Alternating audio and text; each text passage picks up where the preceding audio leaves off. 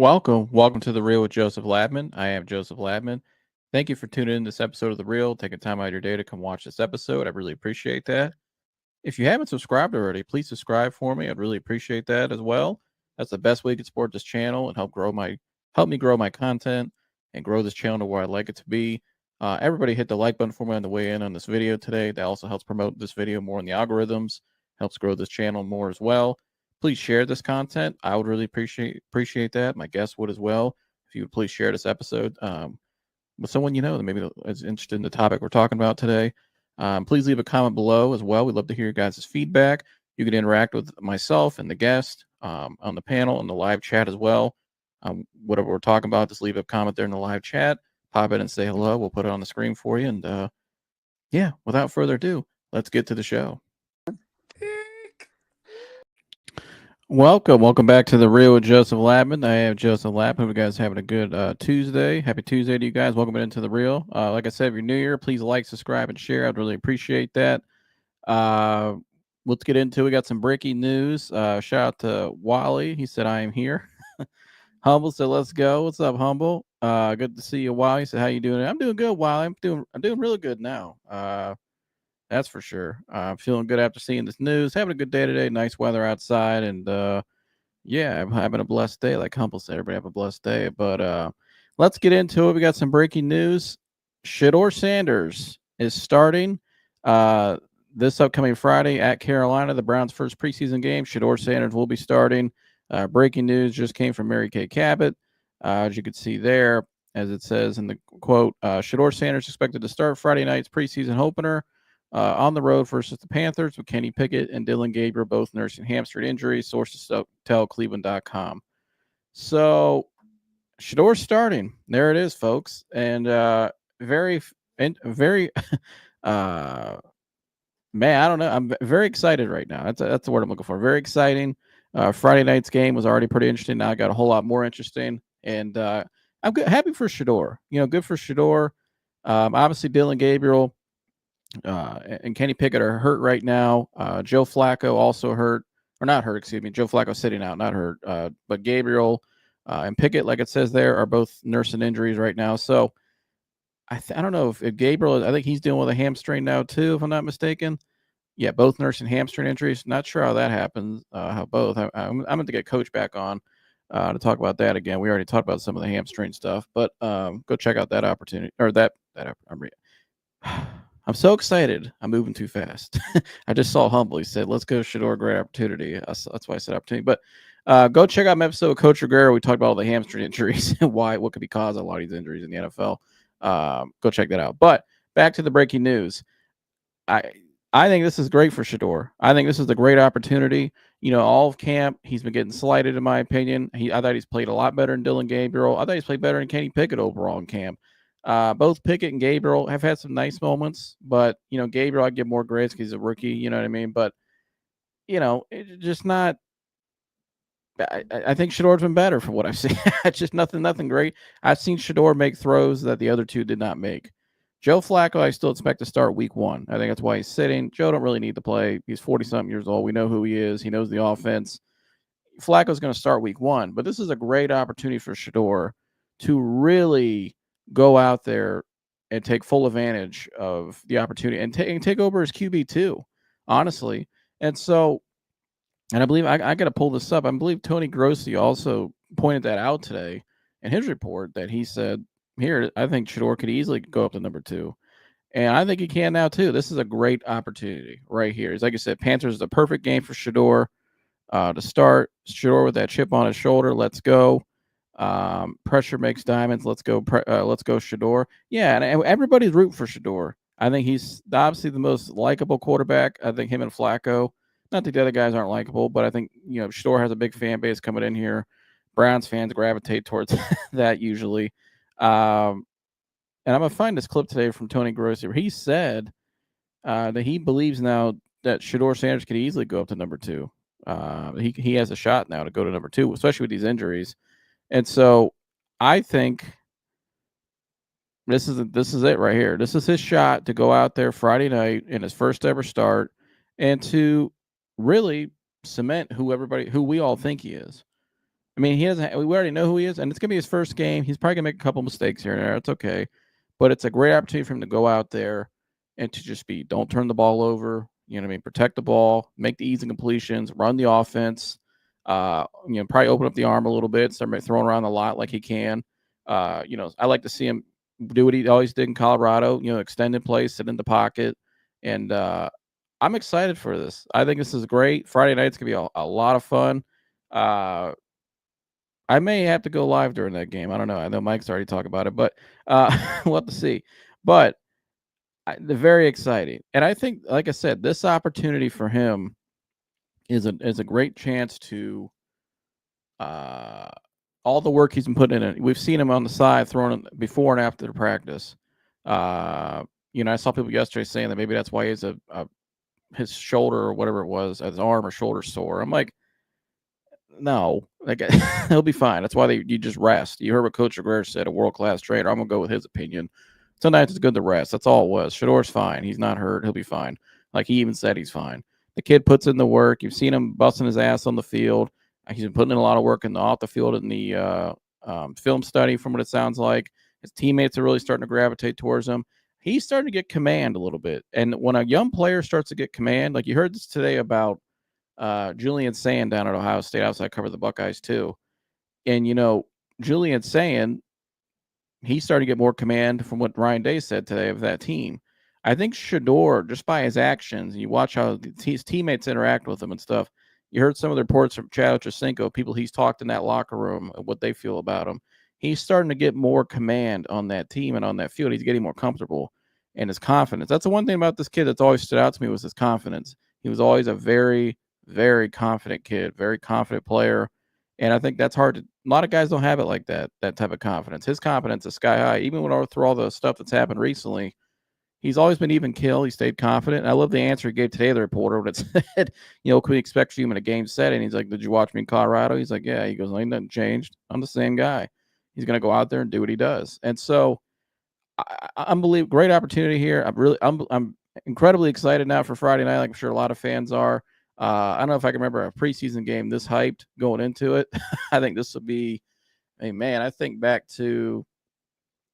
this is the most hype going into a preseason game I could think of since probably, you got Deshaun's first game against Jacksonville back in 2022, I think it was.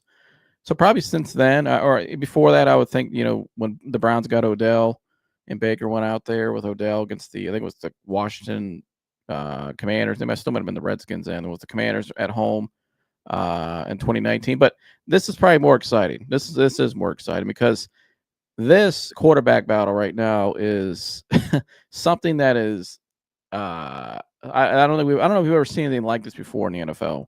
Where now you brought in Tyler Huntley yesterday, which I get. I heard some people say, "Oh, no big deal," it's because Dylan Gabriel's out and Kenny Pickett's out. They got to have a guy. They got to have a second quarterback for the preseason game, which that makes sense. That's what I think that's a lot of it. Why they brought in Tyler Huntley. Obviously, I reacted to that yesterday live, and I think a lot of reasons why they brought in Tyler Huntley was because of they need another arm. But there was some concern to me was I hope he's not taking as many reps away from Shedeur in practice, first team reps, because I don't think Shedeur's got enough. I don't think he's got enough. I think Dylan Gabriel has gotten, in my opinion, a little too much, and I think Shedeur's had gotten too less. And I think Shedeur's been better. And that's why yesterday at my show I said something just doesn't make sense here. How come this guy's getting less reps, but the other guy is getting more, and he's playing a lot better than the other guy? And I got to give a shout out to I've seen him all over X before. I think he's a Cleveland reporter. Nick Carnes, shout out to him. He said Shedeur gets the least reps. Shedeur gets the least time with the first stringers. Shedeur dimes still outweigh everything we've seen from Pickett and Gabriel combined. Says all you need to know. And with a time emoji. And here's a highlight of Shedeur yesterday, I believe it is. Gun, drops back, scans the field, goes down the field. Beautiful pass in stride. Touchdown. And we've seen a lot of this recently from Shedeur. He's gotten a lot more comfortable. I think ever since I've noticed with Shedeur, his head's always been in the right place since he's been here. But I've noticed with Shedeur, since that happened with his dad with the press conference last week, and he came out and spoke about that, Ever since that day, he's been on a whole nother level. And maybe that was a lot of it. I know he didn't know what was going on with his dad, so I'm sure that obviously had to probably bother him in some way. It wouldn't me. I mean, any son, and he has a very close relationship with his father, like myself. And I'm sure there was probably some stuff going through his mind there. Plus, he had the little incident with the speeding ticket and stuff like that. But ever since then, with the press conference with his dad, he's been on a whole nother level. His confidence, again, has always been there, but his play on the field, he's throwing passes on the field that Pickett and Gabriel just haven't made. Just like this gentleman, Nick Carnes, says here. Shedeur's dimes still outweigh everything we've seen from Pickett and Gabriel combined. And so I'm rooting for Shedeur Sanders because not only I want him to be successful here in Cleveland, but I also, he's a very likable kid, but I also think too that a lot of why he hasn't gotten first team reps, like I pointed out yesterday, has been kind of some crap going on behind the scenes with the Browns.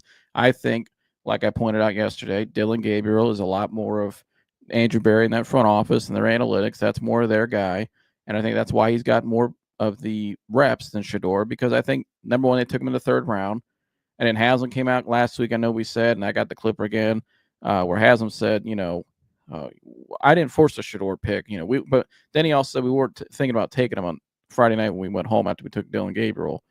But then they saw the reaction from the fans with the Dillon Gabriel pick, and then I don't think that's actually who Haslam really wanted. I think he did let the GM make the pick in the third round, but when it came to Shedeur in the fifth round, I think Haslam, and I wouldn't doubt Kevin Stefanski because of his relationship with Pat Shurmur and how he spoke about Shedeur in the pre-draft process.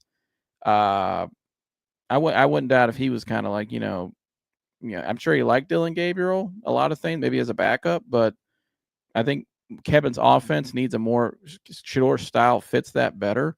And so I wouldn't doubt if Kevin Stefanski was even kind of like, hey, I need another quarterback than Dillon Gabriel. But at the end of the day, I still believe I still believe that ownership still forced that pick. But again, here's the clip again of ownership saying they didn't do that. We thought it was good value at 146. Jimmy, there's been kind of like a national narrative that you were the person who forced the Shedeur pick, or maybe people have called it the Wonder pick. What would you take? Yeah, listen, we have good process, okay? And if you'd have told me, let's see, we picked him on Saturday, right? Friday night driving home, y'all are going to pick Shedeur, I would say that's not happening. But we had a conversation early that morning, and then we had a conversation later that day. I think we had the right people involved in the conversation. At the end of the day, that's Andrew Berry's call. Andrew made the call to pick Shedeur. Just like who's going to start or what play we're going to call is Kevin's call. But that's Andrew's call. He made the call. You obviously signed up. And so that's what he said, that it was Andrew's call, blah, blah, blah. I still believe it was his call. I mean, I think Andrew actually did make the decision, but I think Jimmy Haslam made it known what he wanted. And at the end of the day, no GM's going to go against what the owner wants because their ass could be out on a job. And so, and I think that's why I said I think there's a reason why Dillon Gabriel's got more reps than Shedeur so far, is because a lot of it is Andrew Berry. That's his guy. And I think a lot of why Andrew Berry needs him to be successful in terms, I'm talking about Dillon Gabriel, because that, number one, like I said, that's his guy. But also, number two, I think it's his best way to secure his job going into next season. Because I don't think right now, Andrew Berry, the vibe and the feeling that I get, you've heard people at the camp say that, Kevin Stefanski's look very relaxed, right? He looks very calm. And that he doesn't seem bothered by anything. But Andrew Berry seems a little more tense and a little more, I don't say on edge, but he just looks a little more, I don't know, kind of like he's got a little more pressure this year than in past years. The way he's talking, you hear him make comments about how he's losing sleep because they lost, Quinshon Judkins basically for most of the season, most likely, because I think they were really banking on him, obviously, to help out this year. But this year is a big year for him. You hear ownership talk, and their whole thing is they don't. Then sound like when you listen to ownership talk, they weren't really expecting to win a lot of games this year, and so I think they're hoping just to have some good signs and stability moving forward, and have a little more good draft next offseason, and then move forward from there. But they have 9 draft picks next season, and so when I hear ownership say and mention that we have a good amount of picks next year, I have that clip too from that same. Press conference. When I hear ownership say this as well, I think this might be. I didn't think about this till today as well. I wonder if this is ownership sending a sign to Andrew Berry as well, like, hey, you better get it right this year, show something this year, because next draft is a big draft for us. I think we're doing a good job there, but time will tell. Anything else football-wise? Jimmy, just kind of going back, you mentioned that 2 to 3 year window and kind of player development. Is there kind of an understanding that maybe this might take time for you guys to get back to? Yeah, we talk about it openly. We talk about it openly. Now, could we take a big jump in 1 year? Yes, but we talk about we're not going to panic. We're going to draft good players. We're going to build through the draft. And next year we have 9 picks, including 2 ones. So that should help us. I think you have to realize that we went 3 years with no ones, and I think at least one of those years we didn't have a 2, and maybe 2 of those years. And that hurts you roster-wise. It just does. And players that are available in the first round, chances of them being successful are way better than second, better than third, et cetera. So we're going to continue to stockpile those draft picks. Yeah, well, that's what I put out yesterday. He said he's going to stockpile the picks. And I immediately thought of Paulie Bedest and went off about that yesterday, because we've seen Operation Stockpile here in Cleveland before. From 2016 to 2018, we went 1-15 and 0-16. That was Operation Stockpile. I don't think they'll be that bad again, but I think there is a lot of pressure on Andrew Berry. I think this season he's got to show something. I think he's got to field a team this year that can at least have some stability and have one of these quarterbacks succeed moving forward. I think more than likely, though, when you saw the reaction when they took Shedeur, where Andrew Berry did not look very happy at all. He looked like a kid at Christmas who got the worst gift ever. That I think I still have that up here too. From yesterday when I showed that. Yeah. Hold on. Give me 1 second. So this is from, remember when they took Shedeur Sanders, Andrew Berry did not look happy. Kevin Stefanski looked cool. I don't think Kevin doesn't look worried at all. And when I hear Colin Cowherd put out the report about Arch Manning and how he mentioned the name Jimmy Sexton as one of the Haslam's inner circle, well, Jimmy Sexton is also the agent for Kevin Stefanski as well. So I don't think Kevin's going anywhere. I think Kevin's got a good relationship with ownership through him. But again, there you go. Look at Kevin. He's clapping. You know what I mean? Got a looks a little happy. Like, okay, coach. He's got the coach mannerism. Can't get too high. Can't get too low. Andrew Berry, though, I mean, has some freaking excitement, dude. Like, you look like you just like, what the hell is that? I mean, that's terrible. It's and then eventually gives you a little golf clap. Whatever. Just kind of like it is what it is. But doesn't look that happy.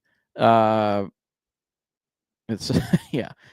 Just every time I watch that, I'm like, man, the guy did not look happy at all. But again, I think his guy was Dylan Gabriel all along. I think Shedeur and I think Kevin Stefanski liked Shedeur. Or I think not Shedeur. I think ownership of Kevin Stefanski liked Shedeur a little bit more.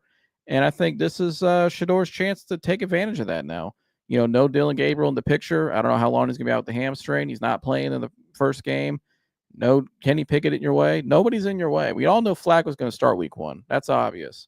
But this is his chance to move up to number 2, because I don't expect Flacco to be the guy the whole season. Probably not even after the first 4 or 5 weeks, maybe. So Shedeur's best chance is to go out there for Friday night and absolutely just play the game of his life. And will there be some mistakes? Yeah, certainly. I mean, he's a rookie. It's his first NFL game. But if there's any guy that can go out there and embrace the moment and not be fazed by it, I think it's this kid. The first game I ever really watched Shedeur play from start to finish was the best game I ever saw him play against TCU. Big game. His dad, first game of the Dion primetime era. There was a lot of hype around that team. There was a lot of pressure. A lot of people wanted to see them fail. The program was 1-11 the year before. They brought in all new guys. And it was Shedeur's first game, big noon kickoff at TCU, a team that the year before made it to the national championship game. And he went out there and played the game of his life. I think it was like 400, almost 500 yards, multiple touchdowns. I mean, absolutely was insane. I remember watching him in that first quarter, too, and I was just like, damn, this kid's good. Like, pocket passer, very accurate, just a gamer. He was just a gamer, tough as nails. And this is his opportunity again. Can he pull off another TCU type game? Now, obviously, this is nobody cares about winning and losing this preseason game. It's not a regular season game. But in terms of the moment and what's at stake here, the opportunity he has here to really elevate himself to number 2. So when Gabriel and Pickett come back, he gives them no reason not to put him, not to put those 2 over him. You know what I mean? So because when I see the depth chart coming out yesterday, and they got him all the way down there at 4 when he's clearly been better than Dylan Gabriel, and I think he's been better than Kenny Pickett the last week or 2. that I'm sure that probably rubbed them. Shedeur's the type of kid. I'm sure he's got he knows what's going on, but I think he's handled it right publicly. I think his mindset is he's handled it right. But I'm sure when he saw that depth chart yesterday, he was probably thinking, okay, all right, so that's what you're telling me what it is, huh? I think he's going to go out there. I think he's going to play well, and I think the team, if this kid goes out there and plays really well, and you start to see that command out there on the field, like what I want to look for from him, what I want to see from Shedeur on Friday is, like I said, don't turn the ball over, make the right plays, hit your layups, right? Show some command out there, and just be yourself. Be the Shedeur Sanders that we've always seen you be, right? Be a little bit of a gamer. Be that kid out there smiling with confidence. You know what I mean? And maybe he might hit you with this. Who knows? You know what I mean? If I'm gonna watch, the biggest thing I'll be watching Friday night is his teammates. Because let me tell you something. If that kid goes out there, just like when we saw Browns fans, remember when we put Baker Mayfield out there on that Thursday night game against the Jets in Week 3, when they started Tyrod Taylor to start the season, and Baker's on the sideline with the raincoat on. Remember against the Steelers Week 1 when they tied that game, and he's sitting there like just wait for the opportunity. He got that opportunity, and it was kind of similar to here because Tyrod got injured, and so Baker went out there though in that Thursday night game, and you could just tell by the first drive before the half. Well, his first drive, it was just a different electricity. It was just a different vibe, but you saw the team responded a lot differently. That was a different vibe with the Browns than I've ever seen in my lifetime. And the teammates elevated, and they, you know what I mean? And they said, you know what, this is our guy. We're rolling with him because he had the swagger, the confidence, and just the moxie, and he was leading out there, and he gave him a glimpse of hope. He's got the chance to do that. And I know it's just a preseason game, but all these guys at camp, they know what's been going on. They've seen all the state here. When Chad Ochocinco's report about the guys he's talked to in that locker room that have said really that Shedeur is really the number 2, basically what Chad was saying, that they think Flacco will start and that Shedeur is really the guy they like the most. I think I'm going to pull it up from Ocho. Well, you guys have already heard it, though, but the players are going to speak. And at the end of the day, the players are speaking, probably the Ocho, but the players are going to show you Friday night. If he goes out there and just starts playing really, really well and gets the energy and gravitates that locker room, I think the temperature of the locker room is going to show. And if he starts taking control, like I said, I don't think he should lose that number 2 slot because you got to go with the locker room, what they're telling you. And listen, I'm not here to Dylan Gabriel, in a lot of ways to me, has been put in a bad spot. He's been put in a bad spot because it's like Dale Ryder said yesterday. He doesn't look like an NFL quarterback, but they've also made him out like he's number 1, like he's a first round pick. And that's unfair to him. They put a lot of pressure on that kid. They kind of put him in a bad spot. And I'm sure he didn't feel great either. You get drafted Friday night thinking you have a chance to come here and be the young quarterback, and then they take Shedeur Sanders, who's not your ordinary 5th round pick. Everybody knows is better than a 5th rounder. The next day, he's got a lot over his shoulders too. I think Dylan's probably feeling a lot of that pressure, and that's unfair to him, and that's on them as an organization. They put him in a bad spot, like Dale Ryder said. But so I give him some grace there, right? But I've seen Dylan though, and a lot of times in practice, try to throw a ball to Jeudy, and you know what I mean, or make some throws, and you could see some frustration. You know what I mean? I'm sure guys, there's some grace because he's a rookie, but these guys don't have time to waste, man. They're coming off a 3-13 season, or 3-14 season, excuse me. You guys like Jeudy and David Njoku, they want the guy out there that they believe in the most. And if that's Shedeur Sanders, and if it shows Friday night that he's the guy they believe in the most, then you have to keep rolling with him at the number 2 slot. And that's why this is such a massive opportunity for him to go out there Friday night and to just, I love what he said today. He's just going to be himself. Nothing's changed. I'm just going to be myself. Shout out to C Truth. He said, effing right. Nice to see you, C Truth. Welcome on in. He said, I could see Kevin Stefanski smiling already. Shedeur 1 to 3 touchdowns. Trust Joe. I could see it with the watch up and everything. And for God's sake, he's Deion's son. Come on, Cleveland. If Cleveland is smart, they should go with Shedeur. He's way more athletic. Look at C.J. Stroud, Jaden Daniels, Jalen Hurts, and even young RG3. Is it in Cleveland or Carolina? It's in Carolina. I think they have a joint practice too. So they have a joint practice, and then they have the game Friday. Shout out to Q Dog. He said, "Is this real?" Yes, it is. Q Dog, right? It is right there for you, brother. From Mary Kate Cabot, I think a little over a half hour ago now, Shedeur Sanders, breaking news, is expected to start Friday night's preseason opener on the road versus the Panthers, with Kenny Pickett and Dylan Gabriel both nursing hamstring injuries. Sources tell Cleveland.com. Joe Flacco is sitting out, obviously, probably because of age, and everybody still expects Joe to be the starter week 1 just because he's the veteran, yada yada, the whole thing. But Shedeur, though, he's starting this Friday night, so this is a big opportunity for him, because obviously you guys remember yesterday they brought in Tyler Huntley, and Tyler Huntley has some experience in this offense. I think he was here not last year, maybe he was here last year, but he's been in the building for some time the last few years. They had him on the roster. He knows the offense. They could easily put Tyler Huntley out there Friday night as a starter, even off the street. But, I think the fact that they're going with Shedeur, I think, tells me that this is his opportunity. They're giving him the opportunity. I think Kevin's probably excited about this. And I think Kevin Stefanski, I'm sure, ultimately got the call on this, but I'm sure Kevin was probably thinking, I think this has been Kevin's guy all along in terms of the rookies. I think he likes both, but I think the way Kevin spoke about Dylan Gabriel, spoke about Shedeur Sanders leading up to that draft, I think he liked Shedeur a lot. A lot of it because obviously the connection with Pat Shurmur, the OC of Colorado. Him and Kevin have a very close relationship, but I think there's a real connection there. And I think him and ownership are pretty good hand. I think him and ownership have a pretty good eye, obviously with the Jimmy Sexton side of things. Both, the agent of Kevin Stefanski, very close inner circle with the Haslams. I think Kevin and Kevin was the first guy they hired. It wasn't Andrew Berry. Andrew Berry got hired after they hired Kevin Stefanski. So Kevin, I think, is more of, Jimmy always says both, but I think if one had to stay and one had to go, Kevin would stay. And I think Andrew would go. And I think Andrew's guy, in my opinion, was Dylan Gabriel. He said, geesh, if he plays well, he will get the nod for 2. And that's my thing, Q-Dog. That's what I've been saying this whole show. I think this is a great opportunity for him. I think this is his biggest. It's like, remember when they went out there against TCU, their first year at Colorado? Obviously, that was a real game. But still, all the stuff, all the whole offseason, people were rooting against him and the whole thing. And he went out there and played the game of his life. He took advantage of the moment and balled out and showed what he really was. I think his confidence, I love what he said today about how nothing's changed. This is who I've always been. They nothing changed since Colorado.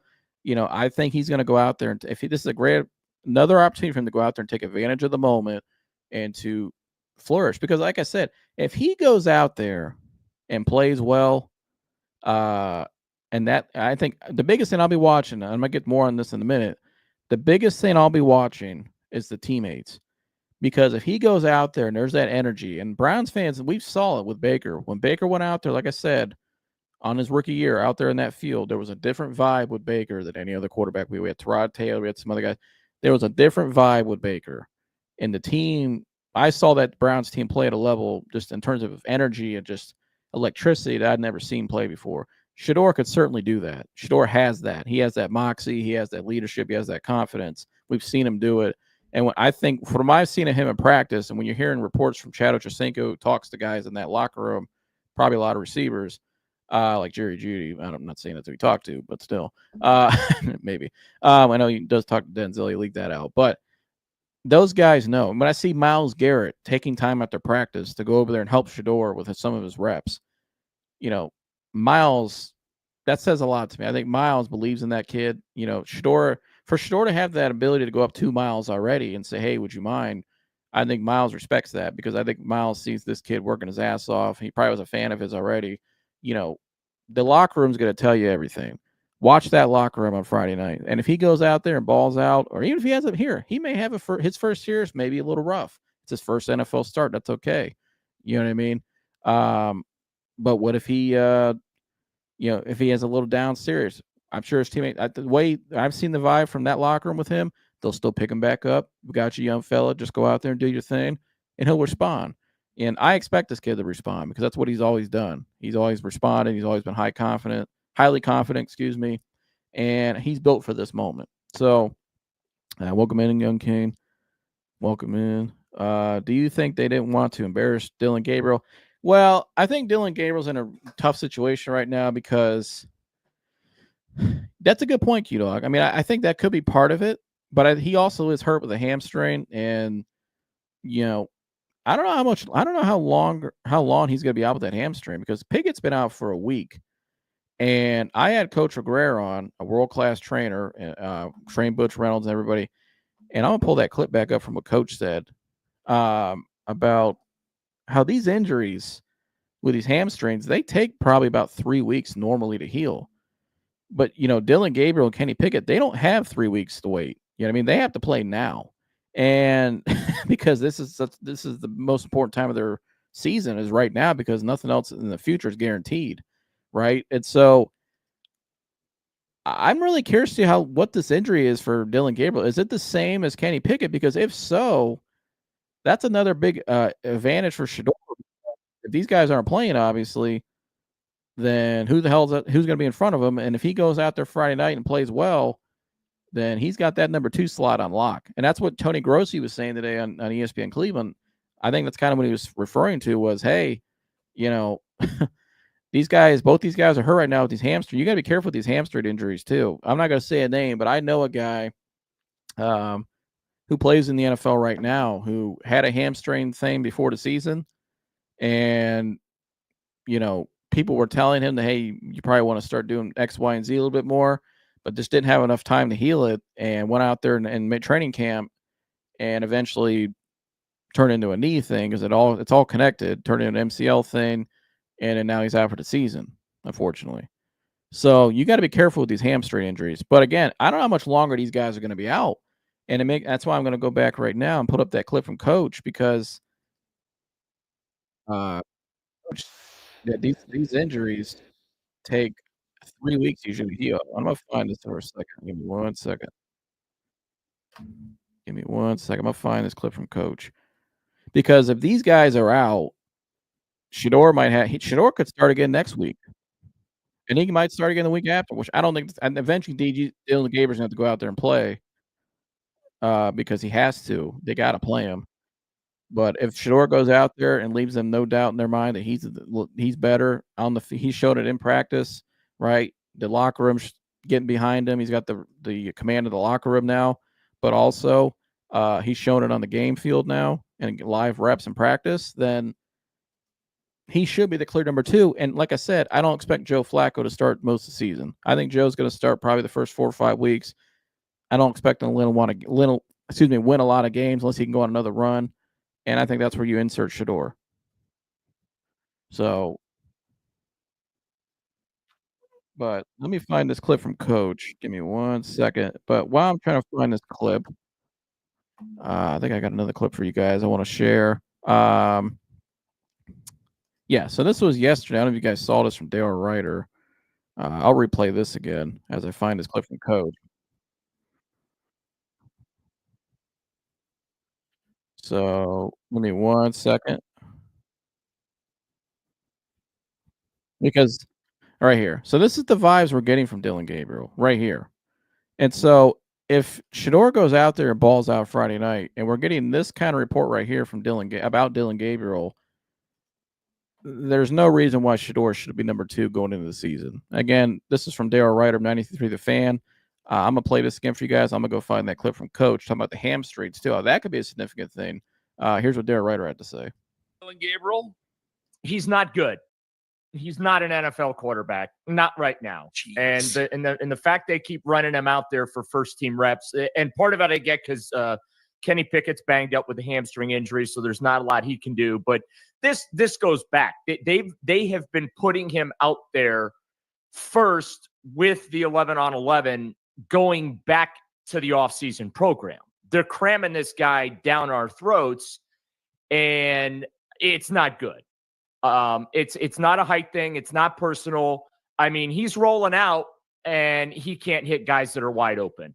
He is not all that great at times during the warm-up periods. He's pretty good during 7-on-7 when there's no offensive and defensive lines, but he's just not a good quarterback. And he's a third-round pick. And I talked extensively yesterday, as you mentioned, on my show with Nick Padone.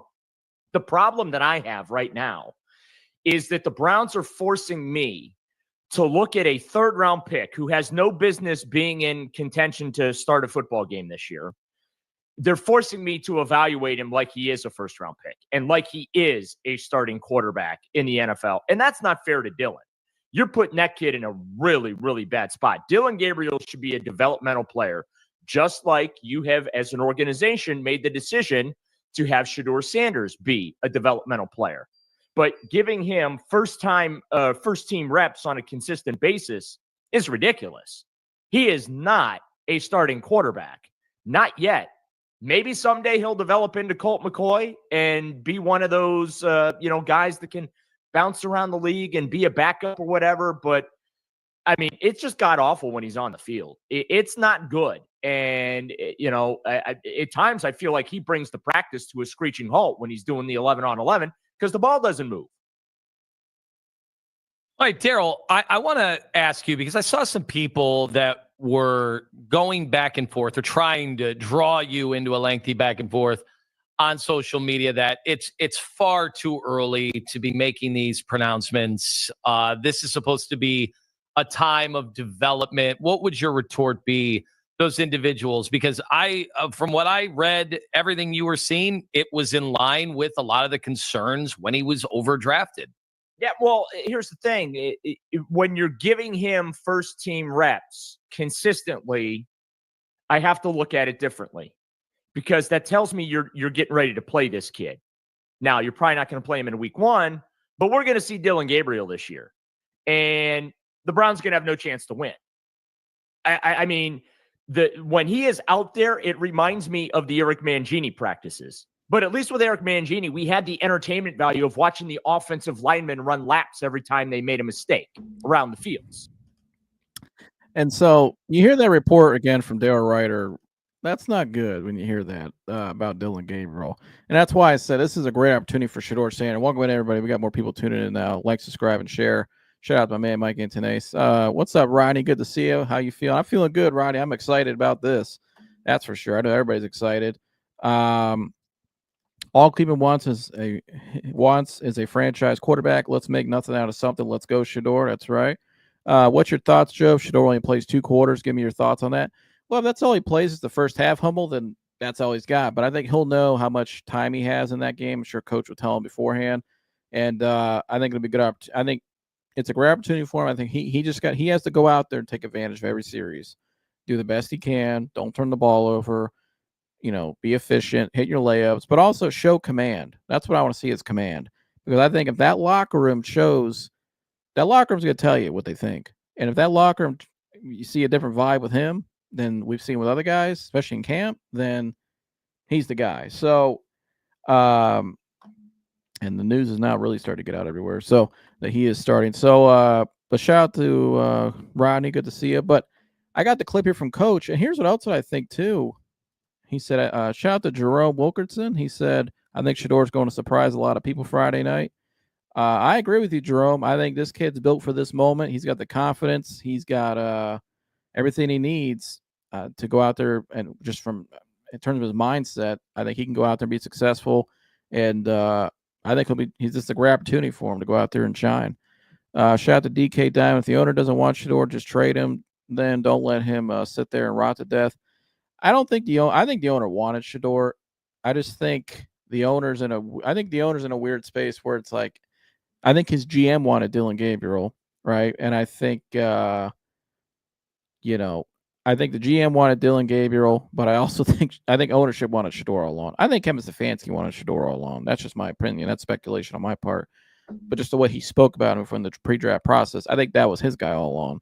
So I think they're letting the process play out. You know what I mean? I think Kevin Stefanski, because Dylan was technically the higher draft pick. I think that's why he's got more reps. I think Kevin's going about it a certain way, but I think now with these injuries, it's not a coincidence to me that he's starting Friday night, even though they brought in Tyler Huntley. Obviously Tyler hasn't had any reps with any of the guys in camp yet, so that's a lot of it. Tyler has been in this building for a couple of years. He knows a lot of these guys. He's been in the system. The coaches are very familiar. They could have easily been more comfortable and just threw him out there Friday night. But I think Kevin does want Shedeur to succeed. I think he wants all his guys to succeed, but I think Kevin really likes Shedeur. I just could tell, but I just get a different vibe when Kevin talks about Shedeur. even when they drafted him that night, he looked a lot more excited than Andrew Berry. And so, I think Kevin looks very calm as well at practice. Dylan is simply not ready. He will come along, but I think Shedeur is closer to ready than DG.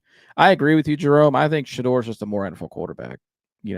I think Dylan could develop into a really nice backup. He's got a nice arm. If he was 6'2", 6'3", 6'4", he might have been a first-round pick possibly. I mean, he was very talented. He can throw the ball, very accurate. I know we've seen reports that he processes things well, but I think it's just his height is a big disadvantage in his size in the NFL, especially in the AFC North. Just when it gets cold out and stuff. And some of the clips I've seen from him, he's already shown a lot of tendencies. What smaller quarterbacks do is they tend to evade the pocket too early. And I've seen him drift out a couple times, and you don't want to see that because that's not what we need in the system. This system ran at its best when he got Baker Mayfield to sit more comfortably in the pocket in 2020, and when he got a 6'6" quarterback and Joe Flacco as a pure pocket passer, old school, in 23, that's when this offense looked at its best.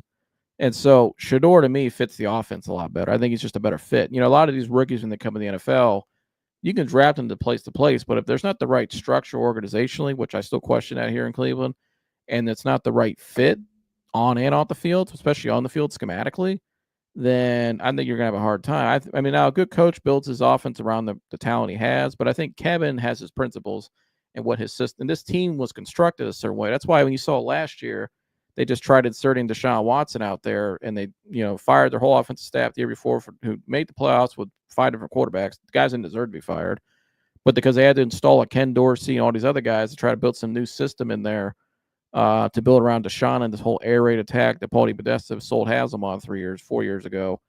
It was an absolute dumpster fire because the personnel we had was not that team that we had constructed. The baseline of our team was built off of defense, running the ball first. That offense was built around the Stefanski Kubiak system, West Coast, running the ball first, short passes, using the tight end more, play action, those kind of things. A lot of the same stuff you saw in Colorado with, Pat Shurmur even. Pat Shurmur and Kevin Stefanski come from the same background. They're very close. Same principles, same type of offense. You know what I mean? So I think it's going to be an easier fit for Shedeur in this system than Dylan Gabriel. Dylan Gabriel's the kind of guy you can take out to the golf course with the power brokers, stores for the culture. It's scary to those and how our hens the draft fall. Wake up. Appreciate you, Torrent Styles, for your comment. Yeah, I'm trying to let me read that again. It's power brokers, stores for the culture. Oh, yeah, I get what you're saying now, Torrent. Yeah, I mean, here at the end of the day, the only people I care about that reacts to Shedeur Sanders is his coaches and his teammates. That's all I give a shit about, and I think that's all Shedeur cares about. And I think his mindset. He said it. I'm gonna go out there and just take advantage of the opportunities I have, and he's done that, and he's balled out since then. And like I said, if that locker room shows you go back to what Ocho Cinco reported about how he's hearing that the locker room is really high on Shedeur. They really think this guy's going to be the guy.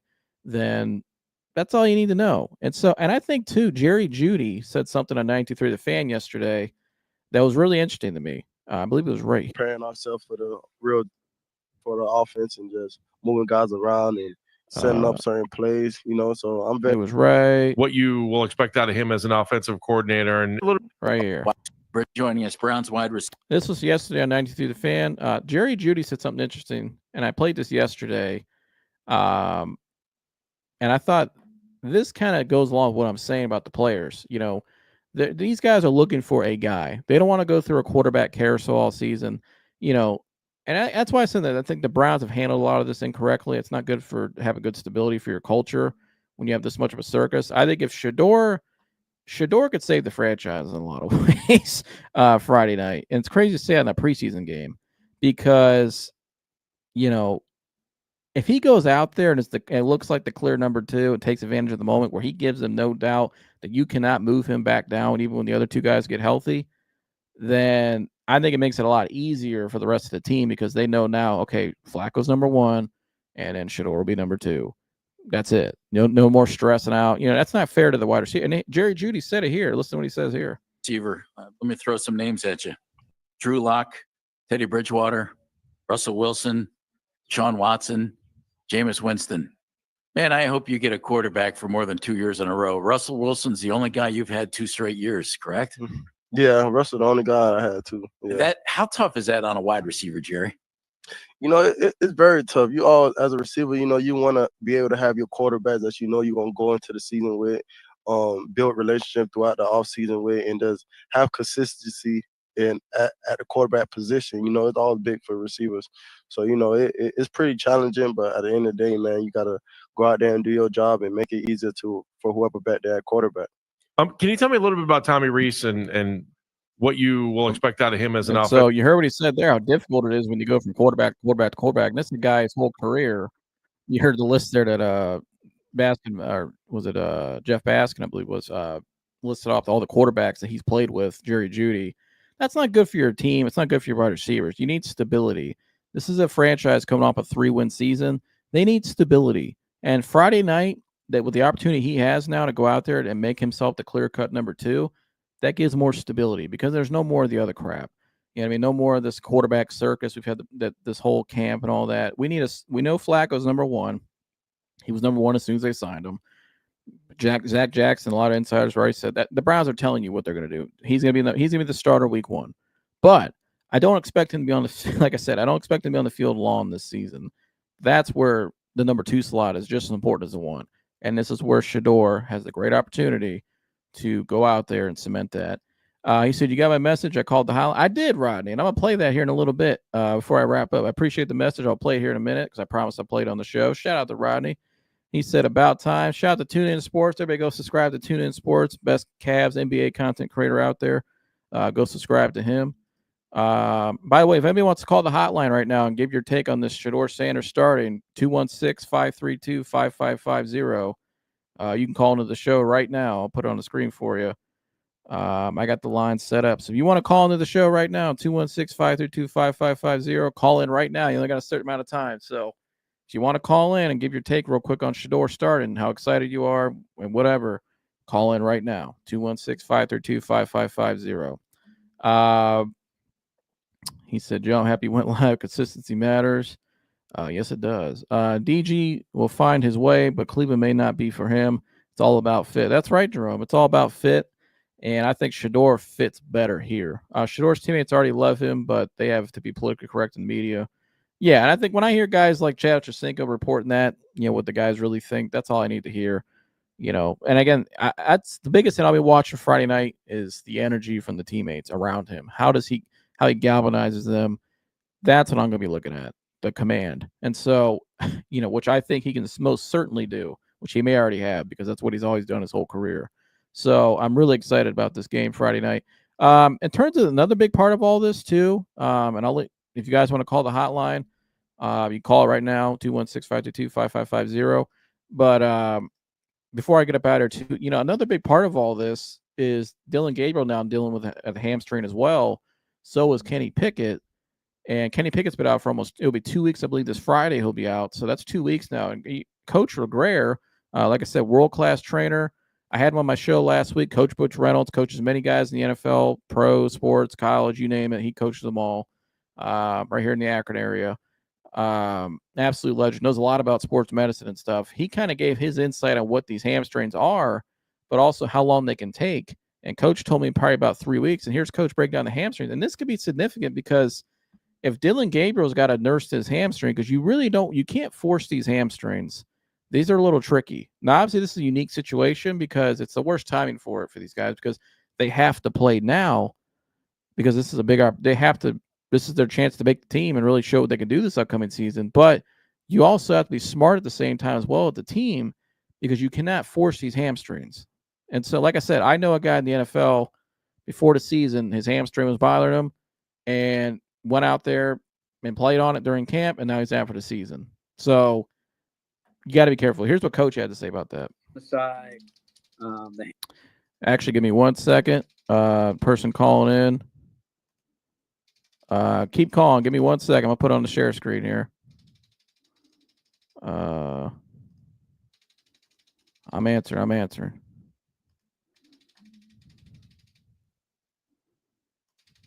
Call from Tim.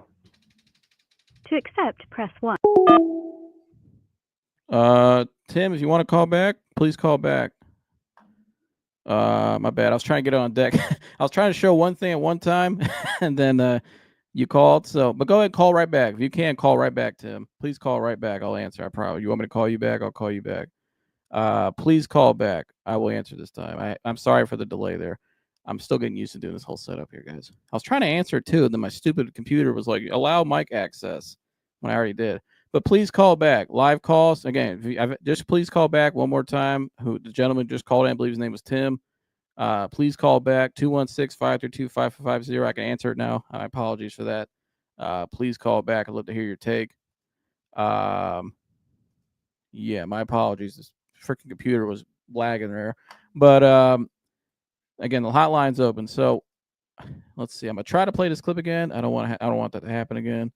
But here's Coach LeGrare on the injuries and how long these hamstrings could actually take. Hamstring tweaks. I didn't see a lot about Pickett. Saw a couple of clips on some sports news things I watched. It's not a lot of times that an athlete actually pulls a hamstring. There's a lot of tweaking of that hamstring. There's a lot of little overstretching of that hamstring. A great example of a pull, I think it was Maurice Green, self-proclaimed greatest of all times, was running a 200 decades ago and pulled his hamstring, face planted. Wow. And I think Michael Johnson also, if my aging memory serves me, should be on YouTube someplace, was running the 200, and neither of them allegedly like running the 200. And he also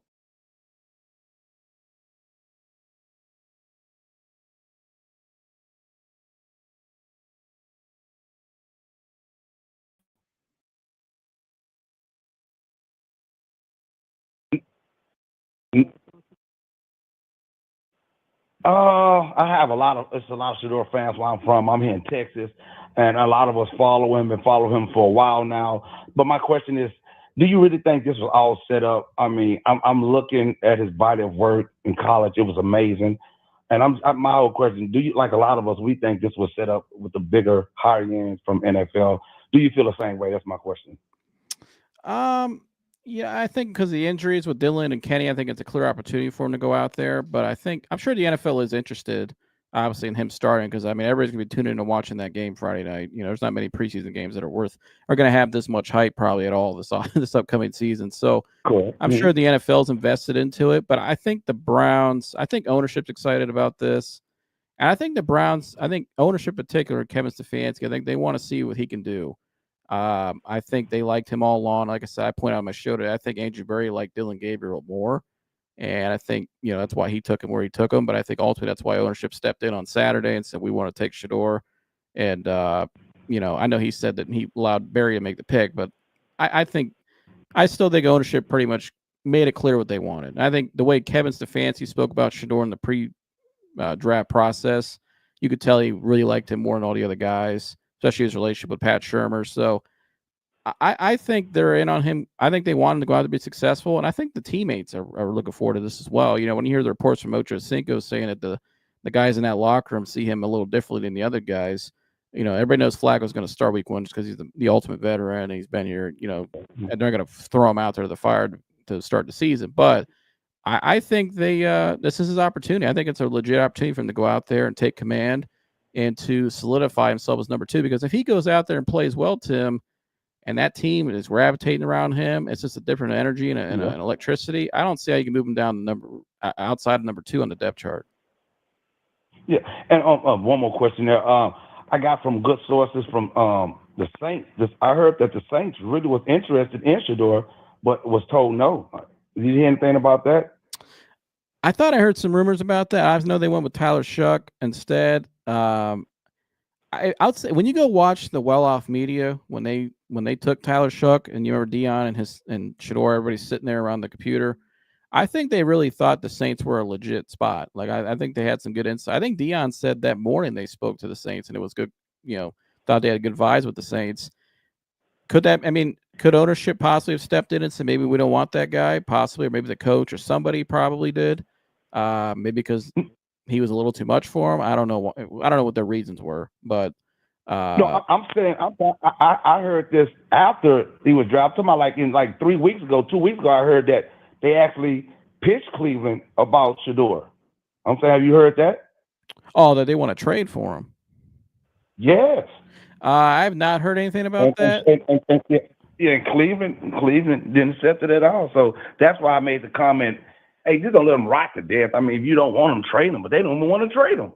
So that's what I heard. I don't think. Yeah, I didn't see that report about them ask for a trade. I don't know. I haven't heard anything about that, but I do think I think there's people in that building that are in charge that are actually really invested in Shedeur. I think that they want him to succeed. I think that's why he ended up here because of the, I think I wish they show up on TV so well so we can see them. I'm sorry? We can know. I wish they show up on TV so well so we can see that they have Shedeur in their mindset, because what we see in the media, from the media, was like they don't want him at all. Yeah, I think I'll tell you this, Tim. As a Browns fan my whole life and covering the team the last 3 years, not going on 4 seasons, the Browns are one of the most interesting franchises you'll ever see because they're so dysfunctional. I think the problem with the Browns right now is there's just too many different philosophies in that building. You got the coach who has his philosophy. You got ownership who has his way, what he wants done. Then you got the Andrew Berry and Paul DePodesta with the analytics, what they want done. And I think people just got to kind of look at who's plugged into who.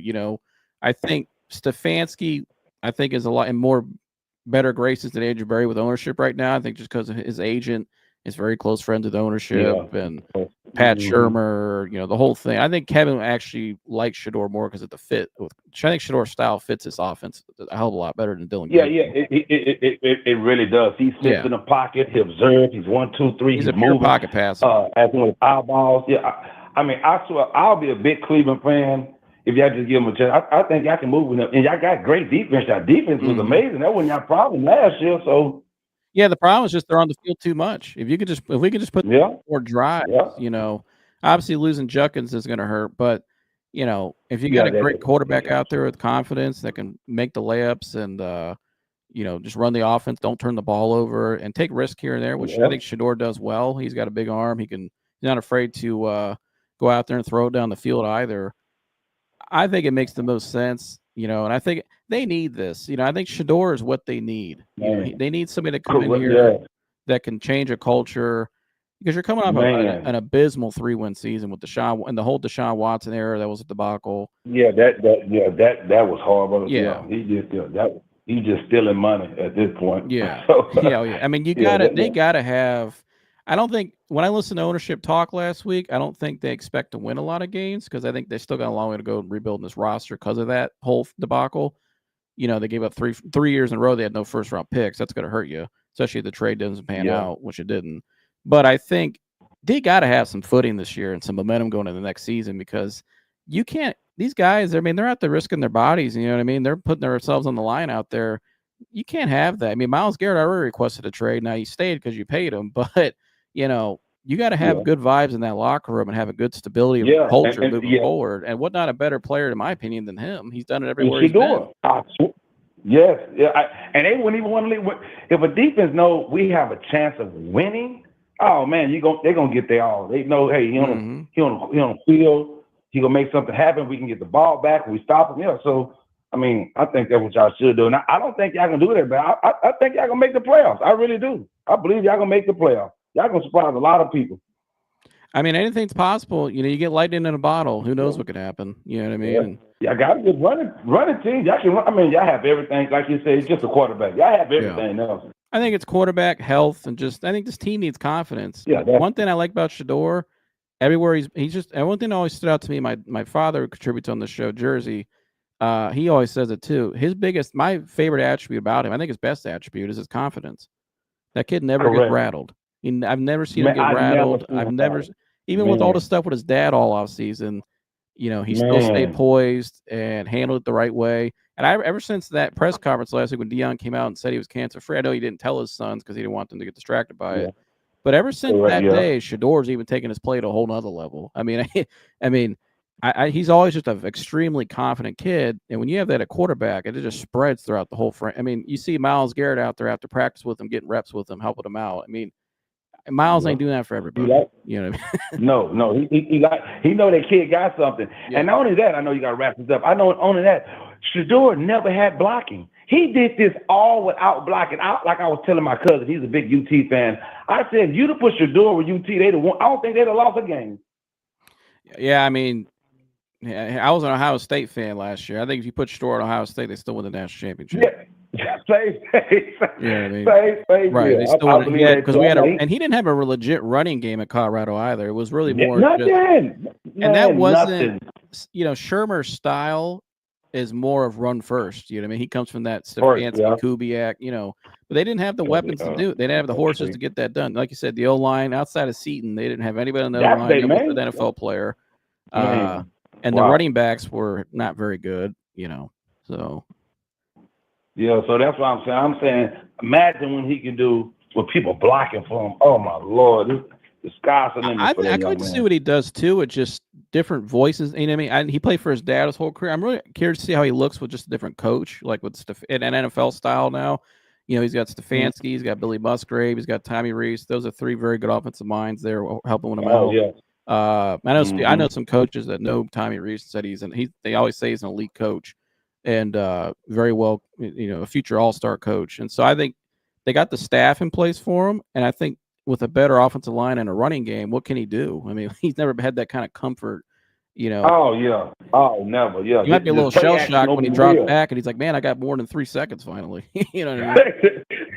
Yeah, it's going to take him a minute to adapt to that. Like, his feet ain't going to be moving as fast because you don't have to go that fast. Slow down. We going to block for you. And I wouldn't doubt if the first series he may force something because he's just so out of his habits have been to hurry up and force. They may have to break some of those habits out of him because, just from the mental side of doing that for 2 years.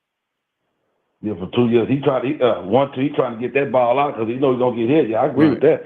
Or just look for when you got Travis Hunter, just look down the field for Travis. He'll make the catch, Oh, man. He actually had weapons on the wide receivers. Now, they were good. They were loaded. No, they were loaded. They had him, Will Shepard, Jimmy Horn.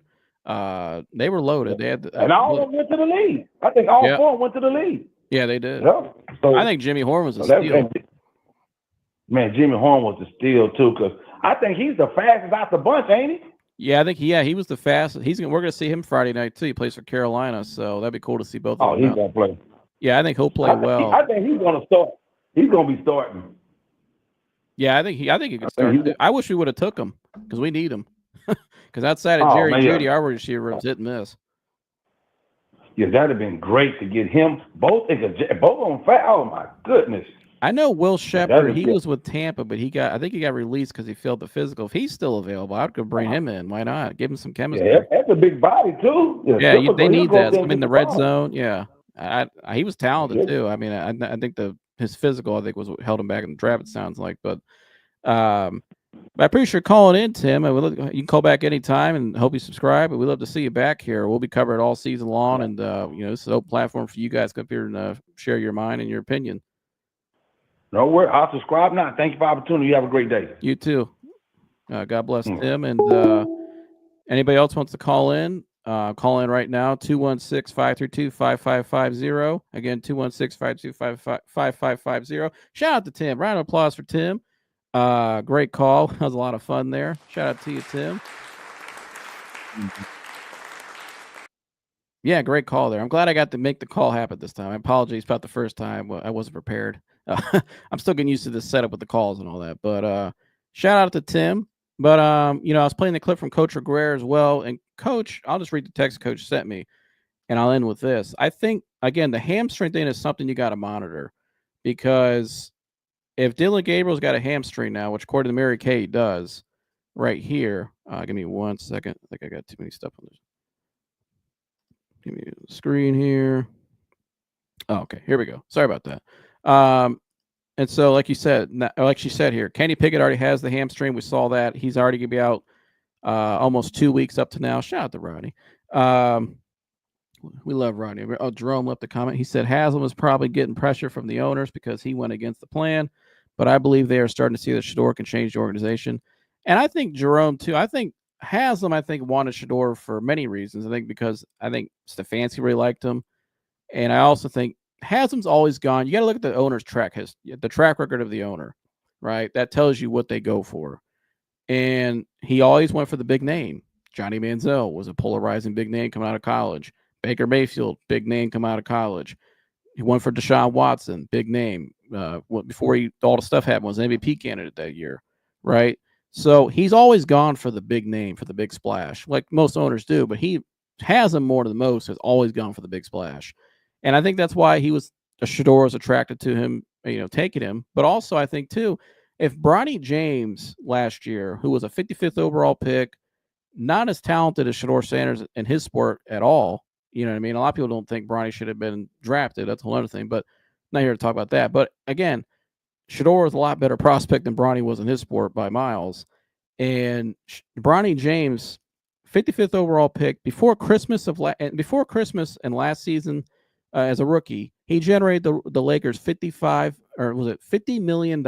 Excuse me. He was 55th overall pick. He generated the Lakers for Christmas $50 million in revenue. You don't think all these other owners looked around and were kind of like, man, like, I think the NFL is a little different because I think a lot of teams didn't need a quarterback, or for whatever reason, they didn't want to take Shedeur because maybe some owners didn't want to put up with what they may view as a circus, which I don't know if I call it a circus. I think he's just a big brand and he has a big fan base and a lot of people follow him. And I think there's a lot of owners, though, they stay away from that stuff because they're a little older stuff. I don't know. But whatever it is, whatever the reasons were, maybe some coaches maybe didn't think he'd fit in their system. I don't know. We could go back, talk about all that. We talked about that back then in the draft. Either way, he's on the NFL now. He's got a shot Friday night. That's all that matters. He's going to go out there and he could just take advantage of the opportunity and not look back and forget about all that stuff, right? But I think a lot of these owners, like Haslam in particular, looked around at that Bronny James revenue and probably was like, I got a stadium I got to build here in a couple of years. I got this new dome I'm building in Brook Park. I'm still paying off Watson's deal. I can use some of that extra money. So, and Shedeur Sanders, if he gets the playing time, and shout out like this gentleman here, Be Smart Brendan, shout out to you. Thanks for tuning in, brother. He said if Shedeur Rookie of the Year, if he gets playing time, who knows? I mean, I think he could. Anything's possible. But like you said there, if he gets the playing time, I think not only could they go out there and have light a fire like Tim and I were just talking about all the reasons why on the field, but off the field, the Browns don't have any TV games scheduled right now. And that's usually not like how it's been since 2018 when we got Baker. We've always had at least a Thursday night game or something at home. That Cleveland environment, that nighttime environment in Cleveland at a home game is unbelievable.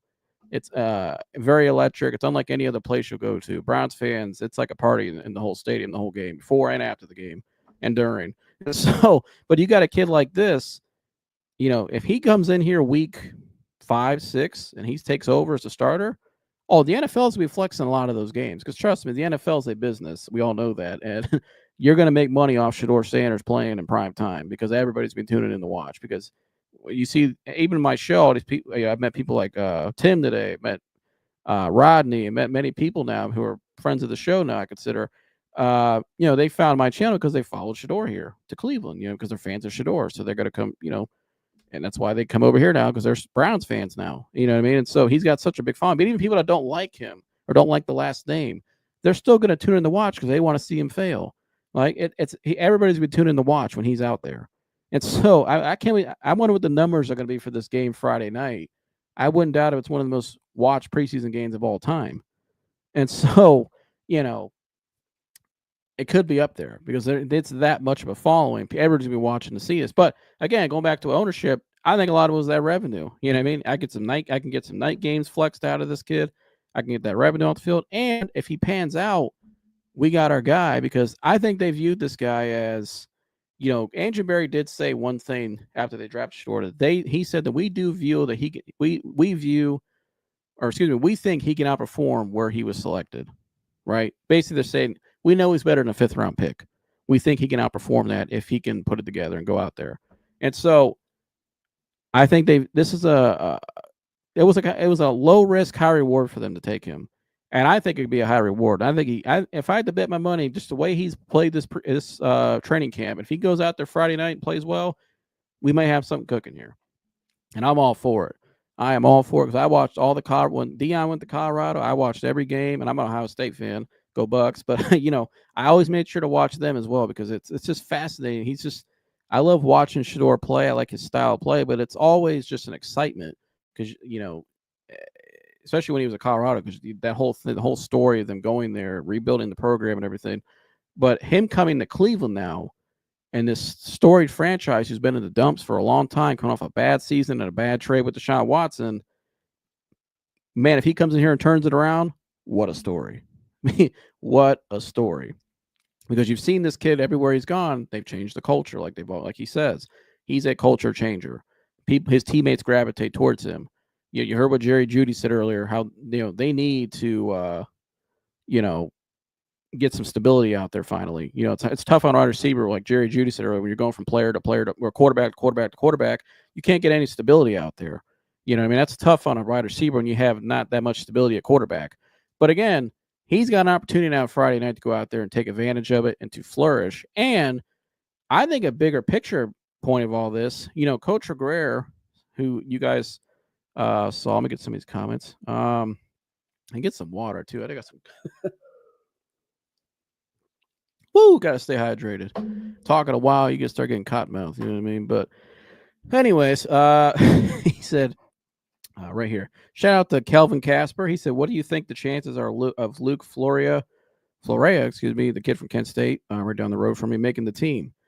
I'll tell you what, Kelvin. Based on what I've seen from this kid, he gets open consistently. He's tough. He likes running the intermediate routes. I think he can fit in really well with the system. And so I think he has a high chance because outside of Jeudy, if I go down the Browns receiver depth chart right now, right, I got Jeudy. He's starting, obviously. He's the wide receiver 1. Cedric Tillman's probably the 2. Jamari Thrash, the guy they drafted 2 years ago, probably is going to be the 3 from what I've seen. Deontay Johnson, I think he's played a little better. I think they'll keep him around. But after that, you're probably going to have 2 more slots at receiver. They usually come in with 6. So outside of Jeudy, Tillman, and Thrash, I don't know about Deontay Johnson really. I think it's wide open for him to come get a spot here. I mean, I think he could definitely, because who's in front of him? He's only competing with other guys who I think Luke and I think the kid from South Carolina, those 2 have really stood out to me. The kid from South Carolina, I can't remember his name. I think he came in, I think he was a UDFA. Mike brought him up on the show last week, but he made that catch that when Shedeur threw that great pass in the back of the end zone, he was the one that made the catch. It was a hell of a catch. Got his feet inbounds, but he's looked really good too. And I've seen him after practice with Shedeur a lot. And I think, Shedeur's had a lot of reps with the Florea kid and with the other kid from South Carolina. I'm going to get his name real quick. Who's that kid from South Carolina? Oh, yeah. I think it's this kid right here. Nope, not him. Mike, if you're watching, who's that kid's name you're talking about from South Carolina? Oh, yeah, right here. This kid. Gage Larvadian, I think's his name. Larvadon. I can't remember. If he's 5'8", 171, out of South Carolina. Him and Shedeur, though, I've seen this kid on the field a lot with Shedeur after practice. And, all those reps that Shedeur's had, people said, oh, he's on the other field, or he's on the 4-stringer field, whatever they were saying. He's still getting reps at these guys. And if these guys, if you look at the receiver room, you look at the quarterback situation, Shedeur and those guys have a really good chance of being out on the field this year together. And so those reps are going to matter down the road. They may not matter. They may not look like a lot now or seem significant now, 2 weeks ago. They're going to matter now. And so this happened with Baker Mayfield when he came here. He was working on the side field a lot with Rashard Higgins. Remember Rashard Higgins, Hollywood Higgins, who we drafted? I think he was out of Colorado State. And before Baker got here, Hollywood Higgins showed flashes, but he didn't really put all together. He was a young player. But him and Baker just had this weird chemistry that you just could not teach. You couldn't describe it. Even when they brought in Jarvis and Odell, that was still Baker's go-to guy was Rashard Higgins because he had the most reps with him, I think, during his younger time here, when he's a young rookie coming up, all those times in that side field at practice and minicamp and OTAs and all that. You might see that happening here with Florea and the Gage kid from South Carolina. That might be Shedeur's guys because he's had the most reps with them. But I think guys like Jerry Juno, I think they're all going to love Shedeur. I think they already have. I think you could tell by the way they react to him, just how they've talked about him. What Ocho Cinco said, how they're speaking about him behind the scenes. At that, but I think he has a legit shot to make the team for sure. I'm ready to watch football. Aren't we all, Parent Aren't we all? Browns better be glad he rested that arm. Yeah, he looks rested. I mean, I know he came back and he looked pretty good ever since he came back too. So still looks good. 20 million views. You don't see the picture. Yeah, Rodney. That preseason game is gonna be a lot of views. So Browns playbook is run heavy. I mean, yeah, they're a run first team. Brandon, be smart, Brandon. I think that's a fancy style. It's more the West Coast play action. They're going to run the ball more. Obviously, I think in the AFC North too, when it gets cold, you got to run the ball more. But I think that's going to help a guy like Shedeur, help all the quarterbacks, because when you have a good running game, takes pressure off that quarterback. He's never had a good running game at Colorado. Didn't have a good offensive line, like Tim and I were talking about. I think now with a better offensive line, more stability, and a better running game, what more can he do? How much more comfortable can he be? He doesn't have to force things down the field. You know what I mean? He can actually sit and be comfortable in the pocket and actually flourish. I think you can develop it more. You can become a better player when you have that type of stability out there. Yeah, LeVardian, thank you. Shedeur time. Yes, it is tuned in. It is Shedeur time. But and like I said, it might be Shedeur time for a while because again, Kenny Pickett this Friday, it's going to be 2 weeks since the hamstring. And Coach Regret, who I had on, said that injury typically takes 3 weeks to heal, right? And so, but these guys don't have 3 weeks. And I think, I can't remember where it was. I think it was right in here. Do you think is it like a 3-week process? How long? So here's what Coach Regret had to say about the injuries, the hamstring in particular. This is world-class trainer. Everybody just tuning in. Everybody hit the subscribe button away in here. If you like the content, we appreciate your guys' support. We're rooting for Shedeur. 12's up over here because we're excited about this. We got the watch. I got to get a watch now and go like this everywhere. But everybody hit the subscribe button away in here if you don't mind. He said, get Junkins back and we cook it. Now, that's a whole different thing, Jerome. I heard from an insider at least 5 games with Junkins. It's a serious situation, obviously. I hope, when he's on, I'll say this. When he's on the field, does he help? Absolutely. He's a stud. That's why they took him where they took him. And I think he would have fit really well here. But I don't know how long he'll be out. That's a pretty serious there's a lot more to that I heard. And I think the punishment's not coming yet, but it will be coming. But here's what I think. Dylan Sampson's still a really good back he took. But Jerome Ford, who I know Jerome Ford a little better. I know some guys that played with Jerome down in Cincinnati when they went to the playoffs, know him very well. I think Jerome has the ability to get 1,000 yards this upcoming season. I know he put on some more weight, which is good. He has all the tools to be good in the system. It's his 3rd year now. He just needs the opportunity. Stup Mitchell, who drafted Jerome Ford on 23, was a running backs coach. He said it recently. If you give Jerome opportunity, he will produce. And I believe he will. He did it his whole career, especially when he was at Cincinnati and played with my teammates there. And so I think if you give him just the opportunity, he can produce and be a very good back. And then you also brought in Dylan Sampson, who could help you in a lot of different ways, be a receiver back as well. I think they'll be just fine. It's all going to come down to the offensive line. That offensive line last year was not as good as it was in previous years. A lot of because they weren't healthy, but also the scheme they were trying to run for Deshaun last year. Those guys were playing out of their style. They were in pass protection 75-80% of the time, and you could tell guys were getting tired. They can never enforce their will in the defensive line because as a former offensive lineman myself, I was a starting center. A lot of times how we had forced ourselves on our opponent, especially the line of scrimmage, was by running the ball because we run at them. Pass protection, you're stepping back, you're protecting, you're preventing them from running. They're running towards you, preventing them from hitting your quarterback. Run game, it's all mano, ground and pound, and we're trying to smash you right in the ground. You know what I mean? We're enforcing our will. We're running at you head on head. So, I think if they get back to that and they're healthy, and everything I've heard about the new offensive line coach, I can't remember his name, Mike Bloomgren, he's a kick-ass coach. I reached out to somebody who knows him very well, somebody who's a former NFL player, and actually send some of his guys he develops to him to play, or knows him very well. And he said he's a kick-ass coach. He'll be just fine. Like, they got a good one. And Coach Bloomgren is the O-line coach. So, but again, that's gonna come down to that offensive line first. But I think Jerome Ford can get it done. That line was so weak they could not protect. Yeah. He said, what if Shedeur does great? Could he become QB1 indefinitely? I still think they're going to go with Flacco. I appreciate Oklahoma pressure clean. Are you a pressure wash company? That's pretty cool if you are. I used to do pressure washing. Shout out to you. I don't know if anybody in Oklahoma can watch or sees this. His tag's right there on the screen. Hey, you need a pressure washer, give him a call. But shout out to you. But could he be QB1 indefinitely? I don't want to say no, but because they're sitting Joe Flacco because he's not injured, I still think that tells me Joe Flacco is going to be their guy week 1 no matter what, just because he's the veteran. But it's okay though. If he cements number 2 indefinitely, he's basically gonna be the starter because I don't think Flacco. And you heard Jimmy Haslam say they have to see one of these rookies play.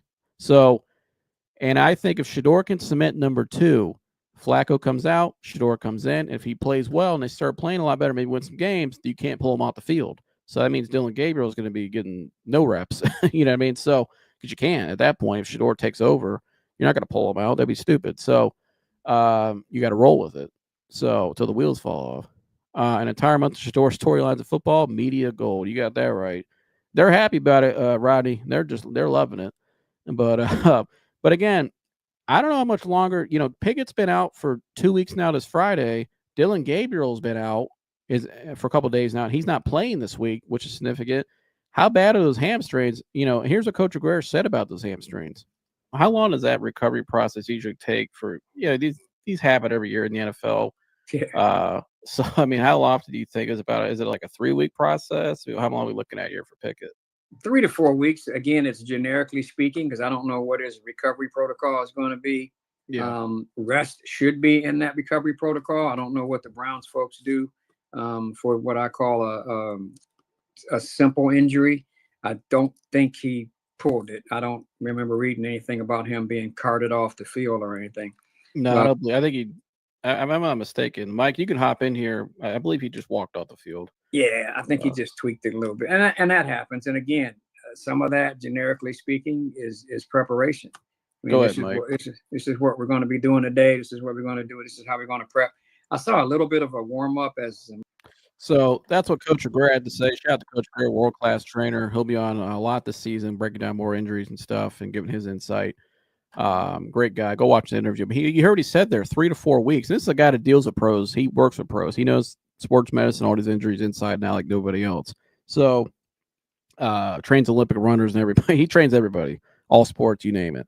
Trade Butch Reynolds. So, but you heard he said that 3 to 4 weeks. But he went on to say there, these guys don't have that kind of time. So they're kind of have to go out there and kind of risk it. And, that's kind of a disservice. It's a terrible time for these guys. You feel for Pickett and Gabriel because this is their opportunity to, for their careers to make something happen. But with those hamstrings, you got to be careful because they can lead to something bigger, more season ending, which we saw recently with a player in the NFL. I'm not going to name the name, but I know of who had a hamstring thing and now he's out for the year. Not sure if it's fully connected, but the injury he had, it can't connect to the hamstring. The one that the injury that ended the season connects to the hamstring. So you got to be careful with these hamstrings, these soft tissue things. You got to be really careful because you could really mess up a guy's season and possibly career. So Shedeur, if he stays healthy, which I know he rested, he looks fine now, healthy enough to play when these two other guys aren't. If he goes out there and shines and plays well, he's got to play to a point where he's got to give them no reason to make him not the number 2. Why shouldn't he start again next week? Because I don't think Flacco's going to play at all until probably the last. If Flacco plays at all, it'll probably be week 3, the dress rehearsal before the week 1 game. He'll probably play a series or 2 of even that, probably a series. But because he will be the starter, he's got to get that live reps in usually. But maybe not. I mean, he's 40-something years old. He may not. But Shedeur, this is his opportunity to go out there and show, I'm the guy. I'm the real number 2. And if the team, right, if the teammates go out there and gravitate towards him more and he shows that command, then I think the locker room is going to start to show you what they think. And I think that's where the ownership and, the front office and the Kevin's fan, they all got to really meet and think about this clearly and really sit and think about, okay, this kid needs to be number 2. We can't deny him. He's got to be number 2. So it's a great opportunity for him. Hallelujah. New to the channel, enjoying it. Crossing figures, D. Jones has improved. Dewan Jones looks like he's in shape. He looks good. He's lost a lot of weight. I'll tell you about Dewan, his first year. Actually, I watched him for a long time. He's from the Cleveland area. I watched him there. but when he was at I think he went to Toledo Central, but I think he went to Toledo Central. Maybe he's from that area. I can't remember. But anyways, I watched him at Ohio State, obviously, too, because I'm a Buckeyes fan. And he was great at Ohio State, biggest player in college football. His rookie year, he looked phenomenal. But his rookie year, he had a better coach and a better situation with Bill Callahan, and just that was a lot different. And he looked phenomenal his rookie year.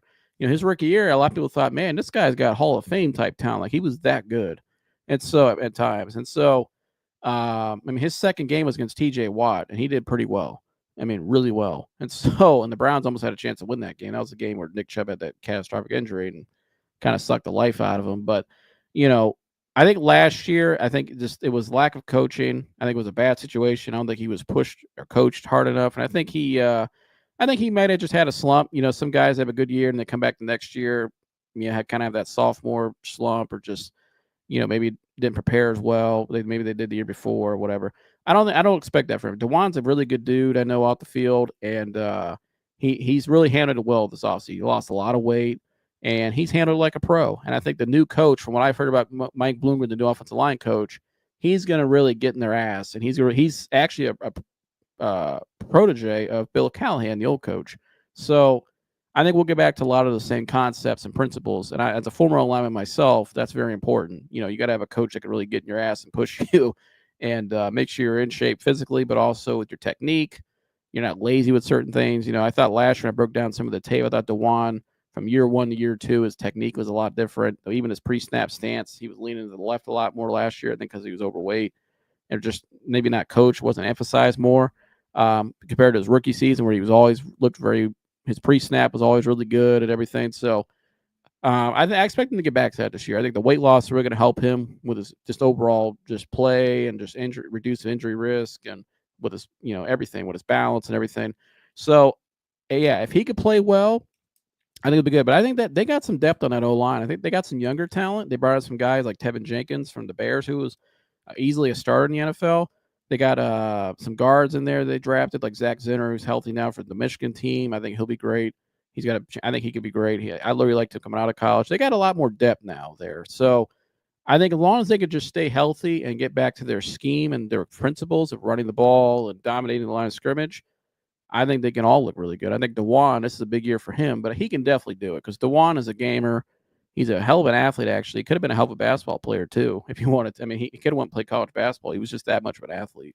And I think the weight loss will certainly help with his longevity and his overall play. But shout out to you, Kelvin. Thanks for I hope you guys subscribe. Anything new subscribers today, shout out to all you guys. Give you guys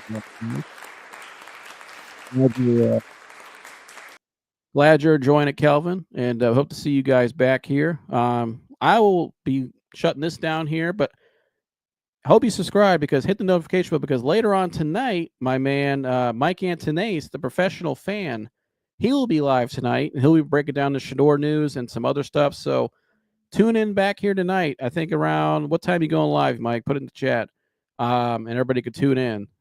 So come back tonight, like, subscribe, and share, because Mike will be live tonight, the professional fan. If you haven't seen Mike's show, here's where you get a sneak peek. Here's a little glimpse of what the vibes are. The professional fan.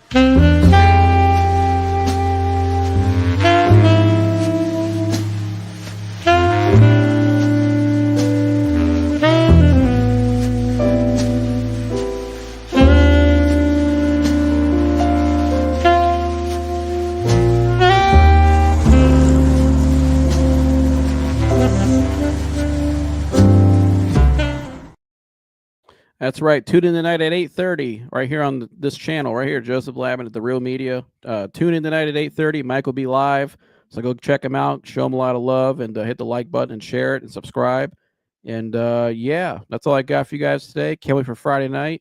Love all you guys. Thank you all new subscribers out there again. Can't wait to see you guys back here down the road. And go Browns. And we'll see you guys next one. I'm out of here.